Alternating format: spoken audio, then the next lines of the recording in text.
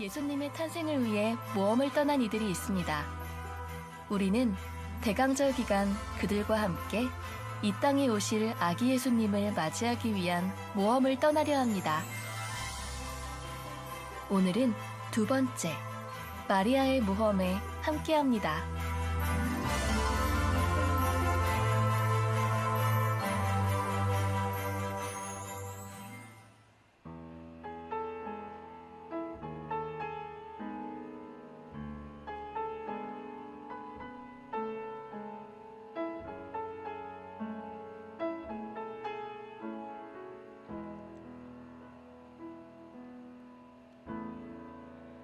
I have heard so many songs, listened to 1,000 tongues, but there is one that sounds above them all.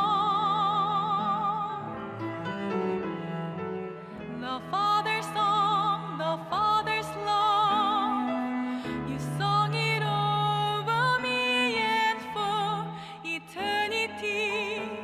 It's written on my heart.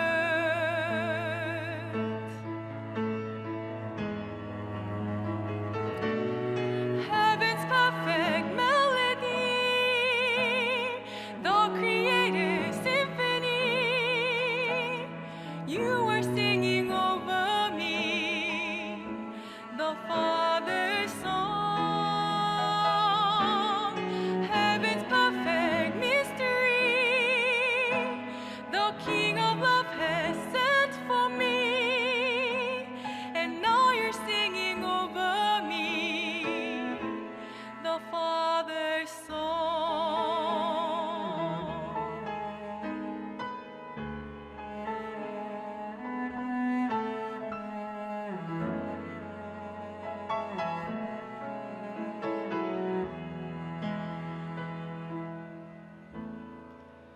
I have heard so many songs, listened to 1,000 tongues, but there is one that sounds above them all.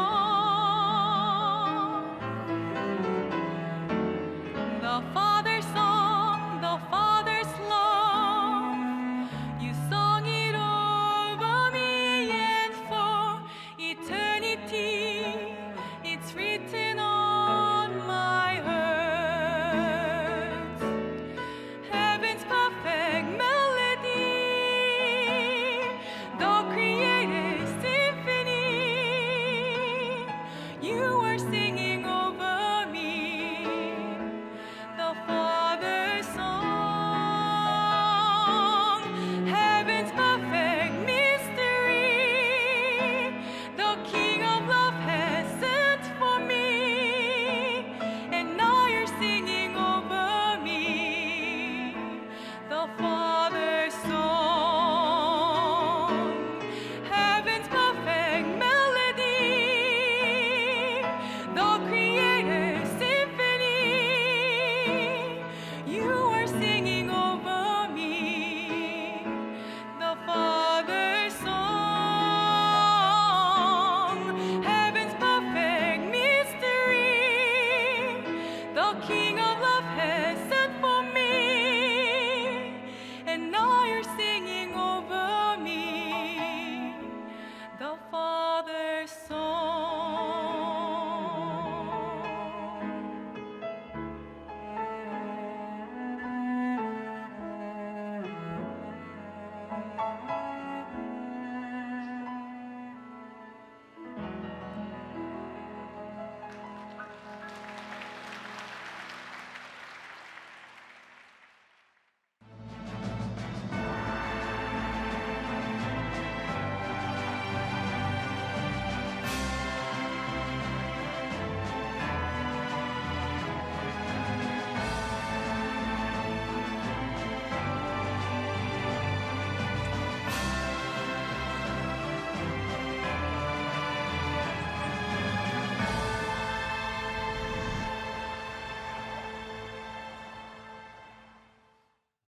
자, 오늘 이제 광야에서 함께 벌써 세 번째 시리즈를 맞이하고 있습니다.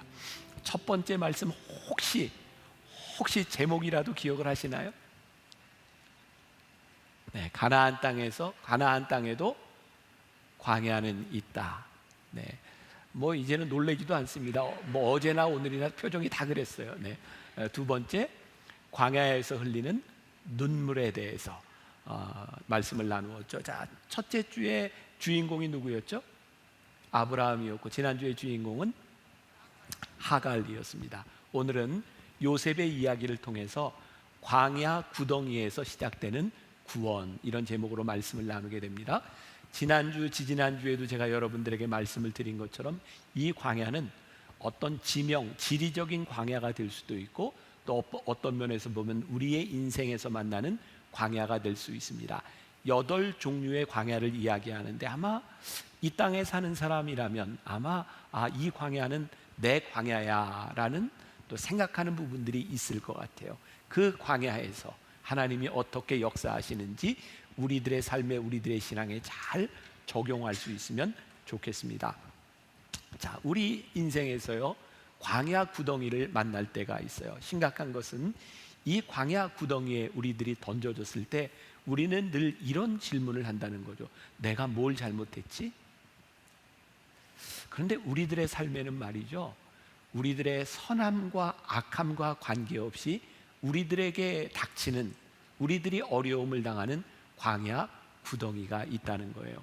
모든 일들이 선과 악으로 이렇게 해결되고 설명될 수 있으면 얼마나 편안하겠습니까? 그러나 우리의 인생은 그렇지 않습니다. 얼마 전부터 그 넷플릭스라고 하는 그 OTT 그 프로그램에 그 지옥이라고 하는 그 드라마가 1위를 했다, 이런 이야기가 있어서 제가 또 지옥이라고 하는 드라마를 보게 되었습니다. 그리고 언젠가 한번 우리 교인들과 이 드라마를 가지고 설교를 좀 해야 되겠다. 모르겠어요. 그 드라마를 만든 사람의 의도는 어떠했는지 모르지만 굉장히 깊은 신학적인, 철학적인, 또 신앙적인 질문을 그 드라마 속에 담고 있는 것을 보게 됩니다. 뭐 이런 내용이죠. 천사가 갑자기 누구에게 나타나서 그의 죽음의 날짜를 고지합니다. 그럼 그날 그 시간이 되면 악마가 와서 그 사람을 지옥으로 데려가는 거죠. 그래서 죽음이 고지되면 지옥으로 간다.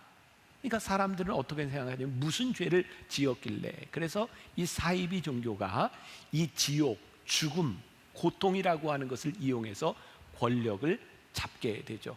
근데 사람들은 해결되지 않는 문제가 있는 거죠. 내가 무슨 죄를 지었길래. 그리고 결정적인 것은 태어난 지 3일밖에 안 되는 아이에게 천사가 죽음을 고지합니다. 그러면서 아니 3일밖에 못 산 이 아이가 도대체 세상에서 무슨 죄를 질 수 있는가, 이런 의문들을 가지고 이런 갈등들을 헤쳐나가는 그런 부분입니다. 바로 그런 이야기입니다. 우리들의 삶이 이 광야 구덩이, 죽음, 고통이라고 하는 문제에서 죄와 선이라고 하는 문제로 다 해결되지 않는다는 거죠. 올해 들어서 제가 여러분들에게 제일 많이 인용했던 책 중에 하나가 오스왈드 챔버스의 주님은 나의 최고봉이었습니다. 우리가 묵상을 하고도 있고, 그 주님은 나의 최고봉이라고 하는 책을 여러분들과 묵상하게 된 이유 가운데 하나는 오스왈드 챔버스의 전기인 순종의 길이라고 하는 책을 제가 읽으면서 그런 관심을 갖게 되었어요. 오스왈드 챔버스가 활동하던 당시는 세계 1차 대전이 일어났던 그 당시입니다. 여러분, 그 상황이 세계사적으로 어떤 의미를 가지고 있는가? 1900년대 초, 1800년대는 이 세상이 어떤 사조로 뒤덮여 있었냐면 다윈의 진화론, 낙관주의, 자유주의, 인간이 모든 것들을 다 할 수 있다고 생각을 했었죠. 그런데 세계 1차 대전이 일어나면서부터 인간의 낙관주의가 확 무너집니다. 저렇게 비참하게, 저렇게 잔인하게 서로 죽일 수 있다는 것. 여러분, 우리 세계의 역사를 통해 보면요, 이런 낙관주의나 이런 것은 1800년대 후반에만 있었던 것이 아니라 중세 시대에도, 또 인간들이 인간의 힘으로 무언가를 할 수 있다고 생각했던, 아니 성경에 보면 바벨탑 사건을 통해 봐도 인간이 무언가를 할 수 있다고 생각할 때 하나님께서는 여지없이 인간의 교만을 무너뜨리셨어요. 어쩌면 지금 우리들이 당하고 있는 코로나라고 하는 것, 이 작은 바이러스 하나에도 인간이 이렇게 쉽게 무너지고 무기력할 수 있다고 하는 것은 우리들에게 무엇을 이야기해 주는 걸까요? 오스왈드 챔버스 시대에 이 전쟁의 책임이 누구에게 있는가? 하나님이 전쟁을 일으키셨는가? 악마가 전쟁을 일으켰는가? 사람들이 이런 이야기를 할 때 오스왈드 챔버스는 이런 말을 합니다. 전쟁의 배후에 하나님이 있든 악마가 있든 그것이 중요한 것이 아니라 지금 전쟁을 치르고 있는 이 일은 우리 인간들의 일이라는 거예요. 여러분, 우리들의 삶에 일어나는 배후를 우리들이 다 알 수 없고 이해할 수 없지만 지금 우리들이 당하고 있는 이 일, 광야의 구덩이 속에서 당하고 있는 이 일은 우리의 일이라는 거예요. 자, 이 책에서 그 오스왈드 챔버스의 책에서 이런 말을 합니다. 한번 들어보세요. 예수 그리스도는 너희는 전쟁이 왜 발생하는지 이해하게 될 것이다 라고 말씀하지 않고 두려워 말라, 당황하지 말라고 말씀하셨습니다. 아마 이 말씀을 오늘 적용한다면 혹시 여러분들 가운데 우리 인생의 광야 구덩이에 있는 분이라면 지금 이 일이 왜 일어났느냐보다 더 중요한 것이 뭐냐면 이 상황 가운데서 두려워하지 않고 당황하지 않고 이 구덩이를 벗어나는 일일 거예요.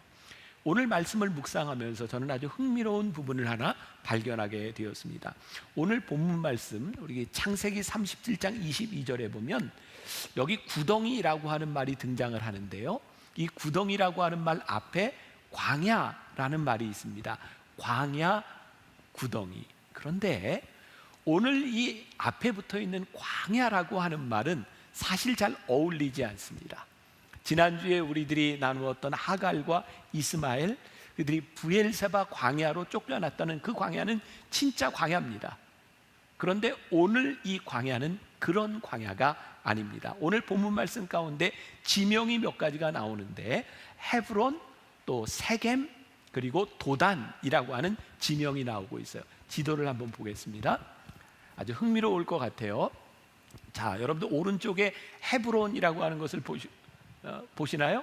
네, 헤브론 밑으로 조금 내려오면 브엘세바가 있습니다. 저기는 황량한 광야, 그 밑으로는 완전히 이제 광야입니다. 헤브론은 이스라엘 백성들이 가나안 땅에 들어갈 때 정탐꾼을 보냈던, 저기는 젖과 꿀이 흐르는 포도 농사가 아주 잘 되는 곳입니다. 저기 지금 헤브론에 야곱과 요셉 그의 형제들이 살고 있었어요. 그런데 저 헤브론에서 양을 치고 있던 형들에게 아버지 야곱이 요셉을 보내죠. 어디로 보내냐면 세겜으로 보냅니다. 저기 헤브론에서 빨간 것을 따라 쭉 올라가면 세겜이라고 보이세요? 네, 저기로 보입니다. 여러분 상상을 해보세요. 야곱이 요셉을 보낼 때 위험한 곳으로 보내셨겠습니까? 아니에요. 저기 그렇게 위험한 곳이 아닙니다.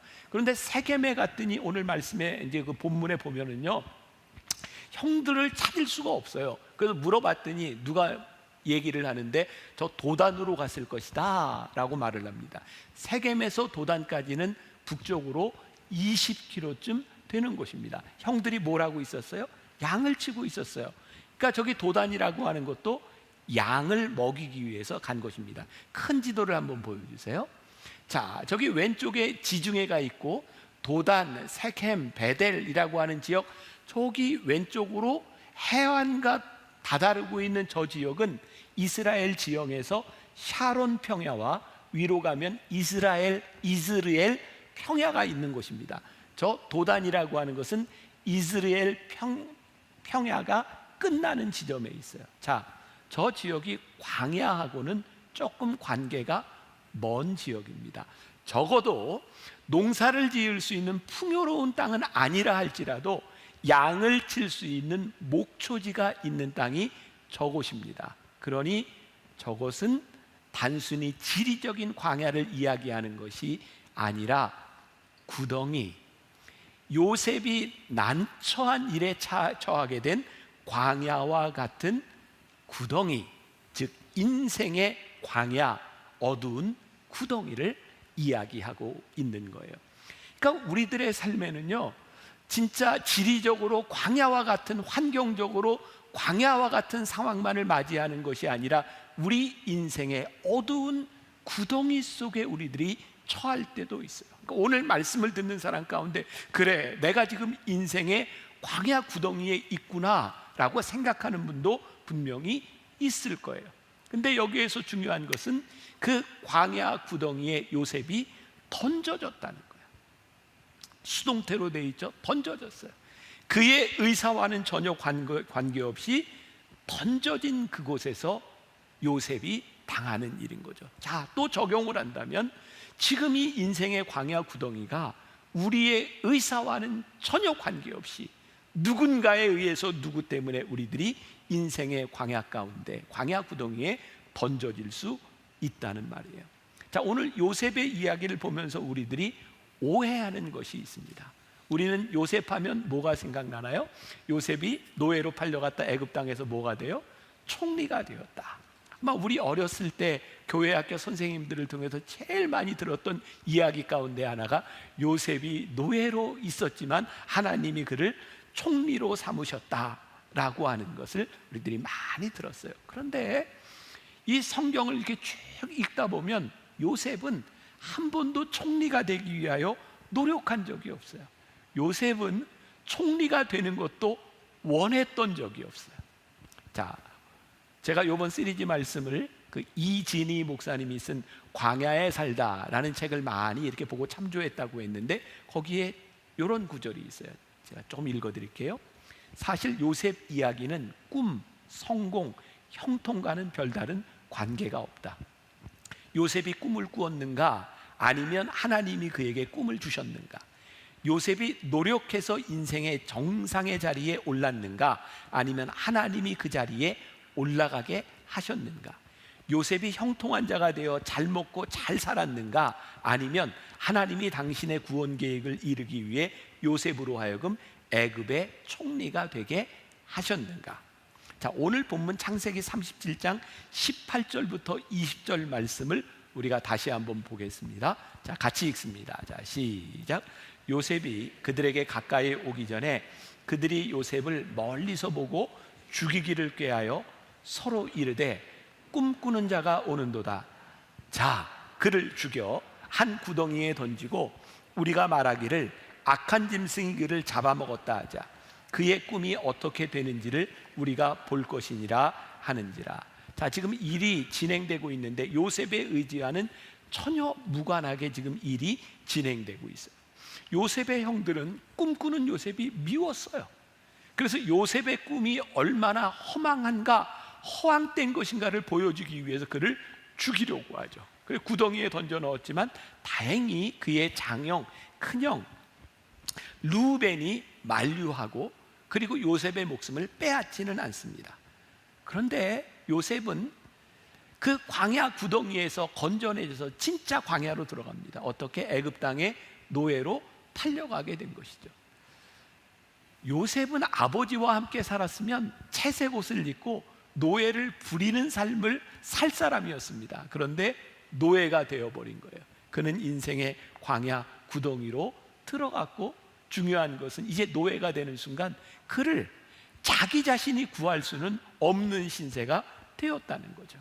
그리고 우리가 잘 아는 것처럼 그가 애굽에 노예로 팔려갔을 때 그가 주인 보디발의 집에서 잘했어요. 그래서 보디발 장군의 인정을 받고 전체 집안 사물을 다 감당하는 일을 하게 되죠. 그런데 거기서 보디발의 아내가 요셉을 유혹해요. 돌아가신 김우영 목사님은 이 부분을 아주 실감나게 잘 설명을 해주셨었는데, 어떻게 얘기했냐면 그 보디발의 아내가 요셉씨 하면서 이렇게 유혹을 했다고, 유혹을 했어요. 그런데 요셉이 그 유혹 가운데서 하나님 앞에 죄를 짓지 않으려고 유혹을 뿌리치죠. 여러분, 그 유대 랍비들 전승에 의하면 이 부분을 이렇게 설명하고 있는데, 요셉이 그 유혹을 뿌리치고 옷을 벗어놓고 나갔는데 그 보디발의 아내가 자존심이 상했어요. 화가 났어요. 그래서 요셉이 나를 겁탈하려고 했다. 근데 보디발 장군이 와서 그 옷을 보니까 옷이 뒤에가 찢겨져 있는 거예요. 근데 보디발 장군은 그걸 보자마자 알았다는 거죠. 만일 요셉이 겁탈하려고 했다면 옷을 앞부분부터 찢었을 텐데 뒤가 찢겨졌다고 하는 이야기는 그의 아내가 도망가는 요셉을 잡았구나. 그런데 그것을 알매도 불구하고 너무 창피스럽고 수치스러운 일이었기 때문에 요셉을 옥에 가뒀다라고 되어 있어요. 자, 노예로 팔려간 것만도 진짜 인생의 그 광야 구덩이에 들어간 일인데, 하나님 앞에 득죄하지 않으려고 유혹을 뿌리쳤을 때 요셉은 또 다른 광야로 들어가게 돼요. 근데 참 신기하죠? 하나님이 광야 구덩이로 들어갈 때마다 요셉을 구해주세요. 또 구해주세요. 우리가 깨닫게 되는 게 있죠. 아, 요셉이 광야 구덩이에 들어갔지만 그의 삶에는 하나님의 인도하심이 있었구나라는 것을 깨닫게 되죠. 자, 또 여러분들이 내년도에 저와 함께 성경을 정독하면서 성경 통독을 하면 앞으로 신앙생활하면서 이 설교를 들을 때 참 유익하겠다라는 생각이 들어요.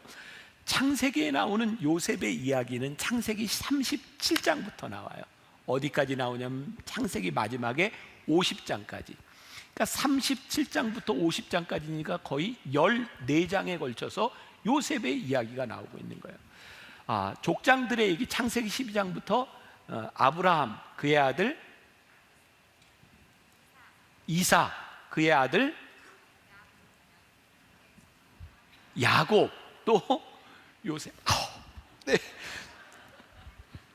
아는데 얘기를 안 하는 거죠. 코로나 때문에 침튈까 봐. 네. 이렇게 이야기들이 쭉 진행이 되고 14장에 걸쳐서요. 그런데 요셉이 이 총리가 되고 난 다음의 이야기가요, 거의 9장에 걸쳐서 있어요.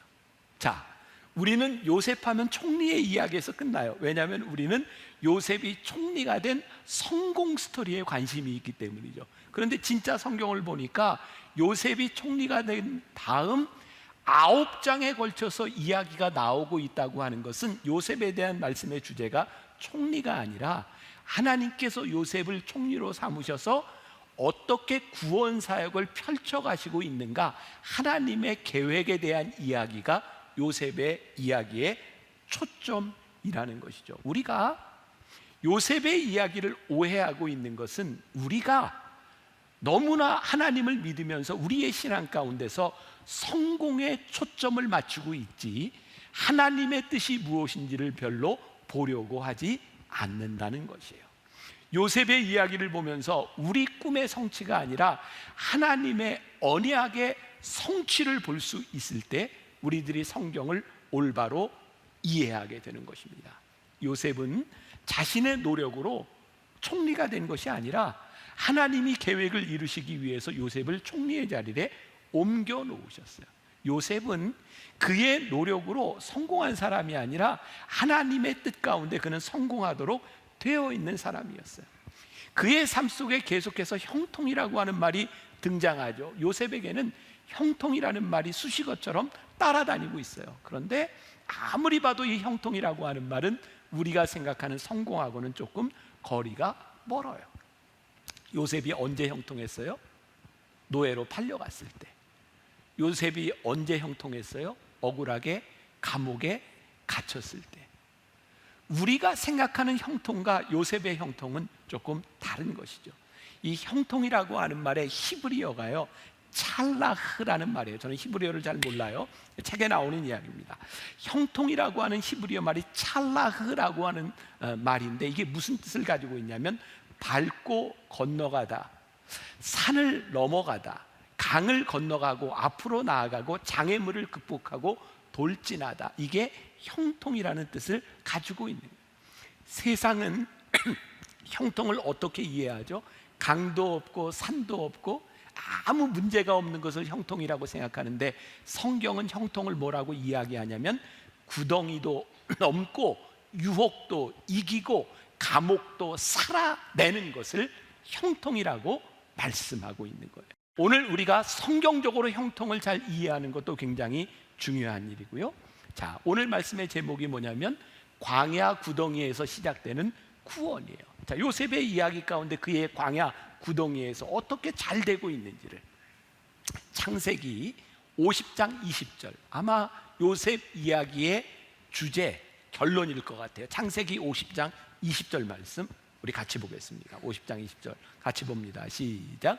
당신들은 나를 해하려 하였으나 하나님은 그것을 선으로 바꾸사 오늘과 같이 많은 백성의 생명을 구원하게 하시려 하셨나니. 요셉의 삶이 평탄하지 않았고 광야 구덩이를 만나게 된 일이 우연한 일이 아니라 하나님께서 이스라엘 백성을 구원하시기 위하여 요셉을 광야의 구덩이로 인도하셨다는 말씀이에요. 제가 개인적으로 굉장히 좋아하는 말씀, 로마서 8장 28절, 롬8 28, 이 말씀을 보고 읽을까요? 같이 외워볼까요? 네, 같이 볼게요. 네, 자, 같이 한번 보겠습니다. 시작. 우리가 알거니와 하나님을 사랑하는 자 곧 그의 뜻대로 부르심을 입은 자들에게는 모든 것이 합력하여 선을 이루느니라. 그러면서 이런 생각을 했어요. 우리가 흔히 쓰는 말 중에 만사형통이라고 하는 말을 쓰는데, 요 말보다는 성경적으로 만사협통이라는 말이 좋겠다. 광야 구덩이 속에서 구원의 역사가 시작된 것은 광야의 시절을 지나고 나서야 환하게 보이는 거예요. 그 광야 구덩이 가운데는 보이지 않아요. 그런데요, 하나님이 이 일을 통하여 합력하여 선을 이루고 계시는구나, 그 광야를 지나면서 보게 되는 거예요.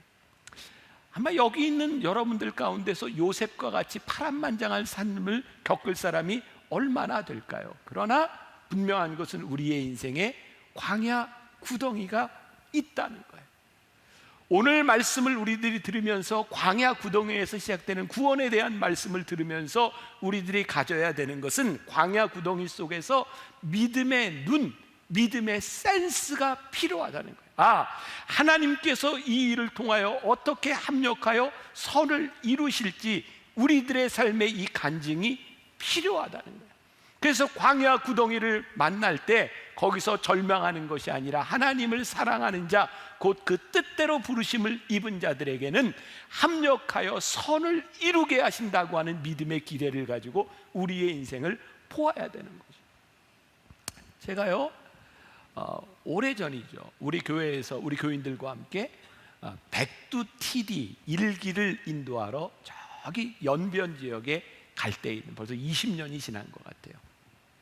그때 같이 갔던 사람들이 꽤 많은데 그때 그 봉사하러 팀 멤버로 100명 정도가 갔으니까, 그리고 그 준비를 하는데 돈이 한 1억 가까이 들었어요. 그러니까 굉장히 저희들이 열심히 준비해서 1월 달에 백두티디 일기를 하기 위해서 연변으로 가기 위해서 우리 교회에 다 모였습니다. 버스를 타고 공항으로 가려고. 그런데 가려고 하는데 중국에서 연락이 왔어요. 비행기가 뜨지 않습니다. 왜냐하면 그 당시에 연변 지역에 100년 만에 폭설이 내렸어요. 그런데 저희 팀들은 별로 걱정이 안 됐어요. 이거 우리가 뭐 놀러 가는 것도 아니고 하나님이 일하러 가는데 하나님이 알아서 하시겠지 뭐. 근데 진짜로 조금 있다가 비행기가 뜬다는 연락이 왔어요. 저희가 이제 장춘으로 가게 된 거예요. 장춘에 갔는데 거기에서 비행기를 타고 연변으로 가야 되는데 문제는 철도도 도로도 비행기도 완전히 올 스톱이 됐어요. 100년 만에 폭설이 온 거예요. 근데 진짜 우리 팀들이요, 별로 걱정을 하지 않았어요. 그래서 장춘에서 하루를 지나는 동안 밤에 갔더니 그 장춘에서 얼음으로 만든 빙등제도 하고 실컷 구경하고 그 다음 날이 됐는데 문제는 그때까지도 비행기와 철도와 도로가 열리지 않는 거예요. 그제서야 걱정이 되기 시작해요. 큰일 났다. 이제 하루 이틀만 지나면 이거 아무것도 못하고, 저희가 연변 지역에 중국 공산당 간부 별장을 빌렸었거든요. 이왕이면 호랑이 굴이 안전하다. 그래서 그렇게 준비하고 있었는데 아무것도 할 수 없는 상황이 된 거예요. 그래서 진짜 그때 열심히 기도하기 시작했어요. 하나님 도와주세요. 그래서 호텔에서 통성 기도를 하고 이러는데 연락이 왔어요. 눈을 다 치워서 비행기 항공 길이 열렸다. 그래서 우리가 공항에 간 거예요. 갔는데 문제는 우리만 비행기를 못한 게 아니라 그 앞에 수많은 사람들이 비행기를 못 탔기 때문에 기다리고 있는데 우리가 탈지 못할지도 모르는 상황이 된 거예요. 이제 이날 밤이 지나가면 예약이나 이 모든 게 다 어그러지는 상황이 된 거예요. 그런데 밤 12시에 비행기를 탔어요. 그러니까 12시 넘어서 1시 가까이 돼서 연병공항에 도착했는데 뭐 아무도 없고 눈만 있어요. 무지무지하게 추웠어요. 근데 거기 있는 목사님이 와서 우리를 안내해서 버스에, 트럭에 모든 짐을 싣고 연변 이제 시내를 쫙 가로질러서 저기 이제 도문에 있는, 이제 지금은 뭐 안 하니까 얘기해드려요. 그때는 비밀이었는데 그 도문에 있는 그 중국 공산당 간부 별장으로 쫙 가는데 그 눈길에 얼마나 힘들게 갔는지 몰라요. 근데 버스 안에서요, 그 목사님이 이야기하는 거예요. 사실 지금까지 이 영성훈련을 하려고 연변에서 정말 많은 시도를 했지만 모든 팀들이 와서 다 공안에 들켜서 다 실패했다는 거예요. 그러면서 하는 이야기가 100년 만에 폭설이 와서 지금 이 연변 시내를 가로질러 가는데 공안이 한 명도 안 나왔다는 거예요. 아니, 그런 얘기를 미리 했으면 우리가 안 오지, 안 왔을 텐데 세상에. 그래서 100년 만에 폭설이 와서 공안이 한 명도 안 나와서 거기에서 무사히 TD를 마치고, 그리고 몇 년 동안 계속 그 백두 TD를 하게 됐어요. 제가 이 간증을 교인들과 함께 참 많이 나눴어요. 100년 만에 폭설이라고 하는 것이 우리를 구덩이 속에 넣었는데 그것 때문에 우리는 못하리라고 생각했는데 그 구덩이를 통해서 하나님께서 모든 공안들을 다 숨어 있게 하시고, 아니 길거리로 나오지 못하게 하시고 하나님께서 이 일을 이루셨어. 그러니까 우리가 영성훈련을 할 수 있었던 그 이유 가운데 하나는 우리가 광야 구덩이를 만나지 않았다면 절대로 일어날 수 없는 일들이 일어났다는 거예요. 우리의 인생에 이런 간증들이 있어요. 요셉을 통해 보니까 형이 그를 죽이려 했을 때, 그를 웅덩이에 섰거나 노예로 팔아버릴 때, 하나님께 범죄하지 않으려고 무고하게 감옥에 갇혔을 때, 그리고 한없이 감옥에서 긴 시간을 지나야 했을 때 하나님께서는 이 시간들을 정말 드라마처럼 연결시키셔서 하나님께서 요셉을 총리로 세우시고 이스라엘 백성들을 구원하는 일을 행하셨다는, 놀랍고 확실한 정의를 하나 내리게 되는데, 세상에서 말하는 형통은 내가 원하는 것이 이루어질 때 야 형통했다라고 이야기하지만, 우리 신앙인의 형통함은 하나님의 뜻이 나를 통해 이루어질 때 우리가 형통했습니다 라고 고백할 수 있는. 자, 다시 창세기 50장 20절. 당신들은 나를 헤아려 하였으나 하나님은 그것을 선으로 바꾸사 오늘과 같이 많은 백성의 생명을 구원하게 하시려 하셨나니. 순간순간 광야 구덩이를 만날 때마다 인생이 막히는 줄 알았는데 기가 막히게 통하게 하셨어요. 막다른 길인 줄 알았는데 하나님께 통하는 길이 되어 있었던 것이죠. 선으로 바꾸사라고 하는 말에 주목해 봅시다. 우리가 생각하는 선은 무엇일까요? 성공을 향해 가는 것이죠. 근데 하나님께서 말씀하시는 선은 무엇이냐면 하나님의 뜻을 이루어 가시는 것을 선이라고 말씀하고 있어요. 자, 우리는 성경에서 믿음의 사람들을 봅니다. 아브라함, 이삭, 야곱, 요셉, 또 우리 많은 사람들이 있어요. 야, 나도 저런 사람처럼 되면 좋겠다. 그런데 우리는 그 사람들이 살아왔던 삶을 살아가기는 별로 원하지 않는 것 같아요. 그들의 삶이 그렇게 쉽지 않았어요. 모두가 광야 구덩이를 지나간 사람이었어요. 그런데 그 안에서 형통함을 경험했던 사람들이죠. 저는 로마서 8장 28절 말씀을 굉장히 좋아하는데 그 뒤에 있는 로마서 8장 32절부터 35절까지의 말씀은 더 좋아요. 자, 32절에 이런 말씀이 있어요. 자기 아들을 아끼지 아니하시고 모든 사람을 위하여 내주시니가 어찌 그 아들과 함께 모든 것을 우리에게 주시지 아니하겠느냐. 35절, 누가 우리를 그리스도의 사랑에서 끊으리요? 환난이나 곤고나 박해나 기근이나 적신이나 위험이나 칼이랴. 하나님이 우리를 얼마나 사랑하시는지 그 아들을 아낌없이 우리들에게 주신 분인데, 그 하나님의 사랑에서 누구도 우리를 끊을 수 없다. 환난이나 곤고나 박해나 기근이나 적신이나 위험이나 칼이 우리들에게 다가올 때 그 사랑에서 우리를 끊을 수 없다.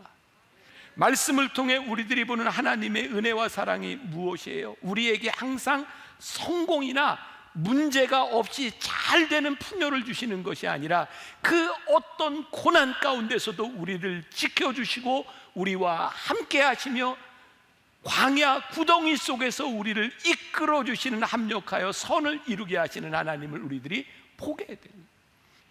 여러분, 히브리서 11장을 우리들이 믿음장이라고 합니다. 여러분들 오늘 꼭 가셔서 히브리서 11장을 보세요. 거기 믿음의 사람들에 대하여 어떻게 표현하고 있는가. 여러분, 이 믿음으로 이 사람은 근데 거기에 세상적인 복과 축복이 있는 것이 아니에요. 믿음으로 이 세상에서 약속을 받지 못했으나 믿음으로 그들은 하나님의 것을 바라본 사람이었다라고 말하고 있어요. 여러분들, 이 믿음장에서 요셉에 대하여 그가 믿음으로 총리가 되었다는 말이 없어요. 믿음으로 동행하는 사람이었지. 모세가 이스라엘 백성을 가지고 출애굽할 때, 믿음으로 출애굽할 때 믿음으로 홍해를 건넜다는 말이 없어요. 믿음으로 하나님과 동행했던 사람이라는 얘기예요. 믿음의 영웅들, 그들은 단순히 세상에 성공한 이야기들이 아니라 하나님의 은혜 가운데 광야 구덩이를 견디고 하나님과 동행하며 합력하여 선을 이루었던 사람들의 이야기예요. 오늘 말씀을 마감하려고 합니다. 참 좋은 이야기가 있어서, 이 광야를 살다라는 책에 나오는 이야기인데 그 이야기로 말씀을 마무리하려고 해요. 미국에 참 행복하게 인생을 사는 것처럼 보이는 할머니 한 분이 계셨대요. 그분에게는 아들이 셋이 있었는데 셋 다 젊은 나이에 세상을 떠났어요.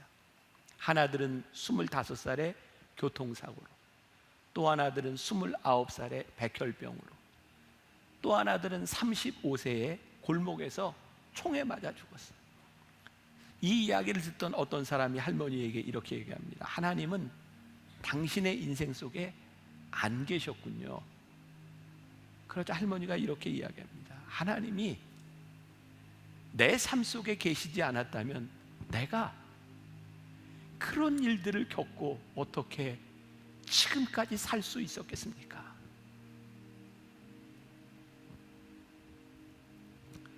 누군가 광야 구덩이에 있는 우리를 바라보면서 세상 사람들이 네가 믿는 하나님이 어디 있냐고, 당신의 인생에는 하나님이 계시지 않았군요 라고 말을 할 때 우리는 이렇게 대답할 수 있어야 돼요. 하나님이 만일 나와 함께 하시지 않았다면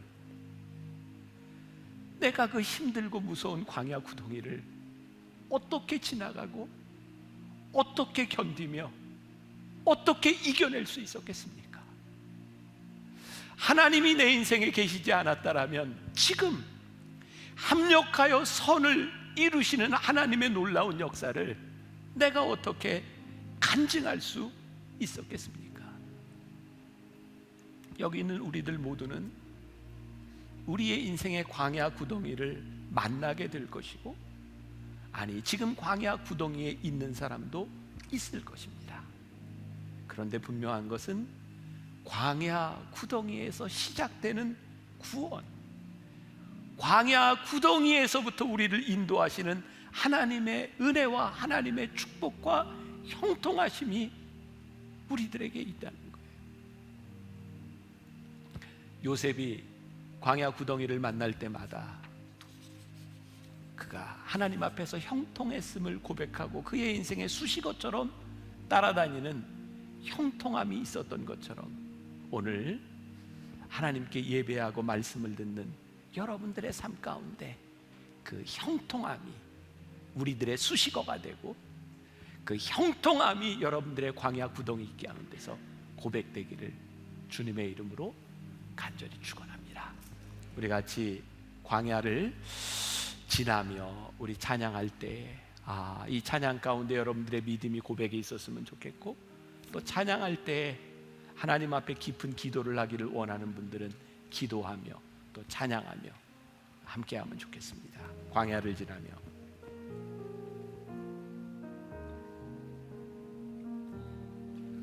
왜 나를 깊은 어둠 속에 홀로 두시는지, 어두운 밤 왜 그리 길었는지, 나를 고독하게 나를 낮아지게 세상 어디도 기댈 곳이 없게 하셨네.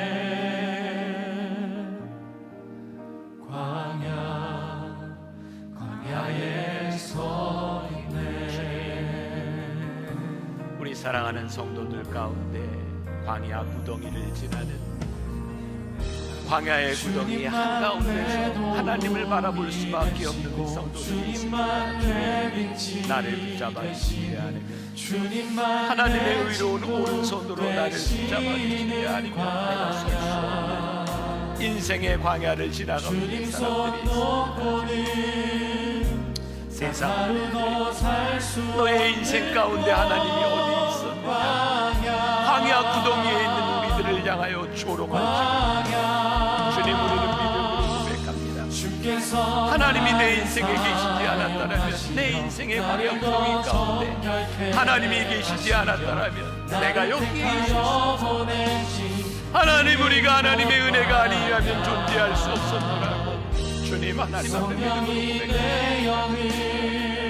주님, 다시 태어나게 하는 곳, 아버지 하나님, 하나님의 은혜는 아버지 하나님, 하나님 우리를 붙잡아 주시지 않으면 설 수 없는 존재임을 우리들이 고백합니다. 아버지 하나님, 우리의 인생을 형통케 하시는 하나님의 은혜를 바라보고 하나님을 사랑하는 자, 그 뜻대로 모든 자들에게 모든 것이 합력하여 선을 이룬다 말씀하셨습니다. 주님, 우리가 오늘 하나님 앞에 믿음으로 아버지 하나님, 하나님의 은혜를 생각하고 우리들 섰습니다.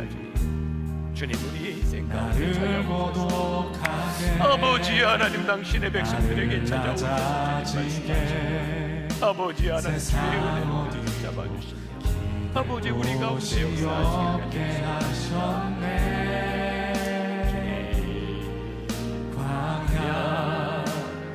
광야에 서 있네.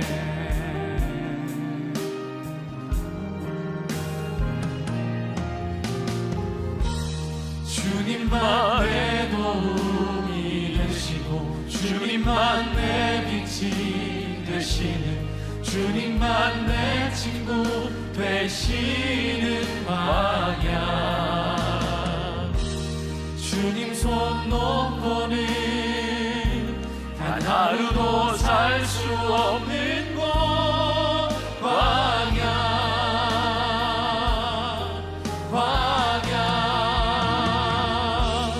주께서 나를 사용하시려, 나를 더 정결케 하시려, 나를 택하여 보내신 그곳 광야. 성령이 내 영을 다시 태어나게 하는 곳,